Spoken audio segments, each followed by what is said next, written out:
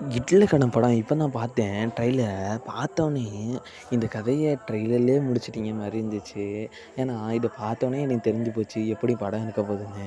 ஏன்னா ட்ரெய்லர்லேயே எல்லா கடையும் முடிச்ச மாரி, இட்லி கடை மாரியே முடிச்சுட்டாய்ங்க. ஏன்னா, இவரு தனுஷ் இந்த வேலையில செய்ற மாரியும் ஏதோ 5 ஸ்டார் ஹோட்டல்ல செய்ற மாரி வேலைய பார்த்துட்டு, அதுக்கப்புறம் அவரோட சொந்த வேலைக்கே போயிட்டு அவங்க அப்பா வேலை செஞ்சது இட்லி கடைக்கே போற மாரி காமிச்சுட்டாங்க.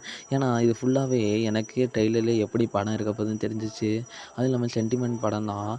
மறக்காம எல்லாரும் போய் இந்த தியேட்டர்ல போய் பாருங்க. எப்போ வருதுன்னு டேட் சொல்றேன். நானும் இட்லி கடை படம் சூப்பரா இருக்கு. வேற லெவல்ல இருக்கு. ஏன்னா, அந்த படத்த ஃபுல்லாவே யார் எடுத்து வச்சிருக்காங்கன்னா, நம்ம தனுஷ் தான் நடிச்சு வச்சிருக்காரு.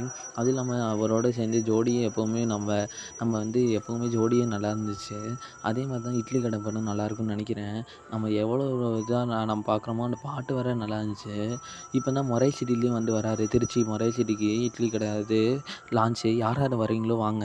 இட்லி கடை பார்ப்போம் எப்படி இருக்குன்னு படம். இட்லி கடை உங்களுக்கு யார் யாருக்கு இட்லி பிடிக்குமோ மறக்காம சேனல் சப்ஸ்கிரைப் பண்ணி போயிடுங்க. அப்படியே இட்லி கடையும் சப்ஸ்கிரைப் பண்ணி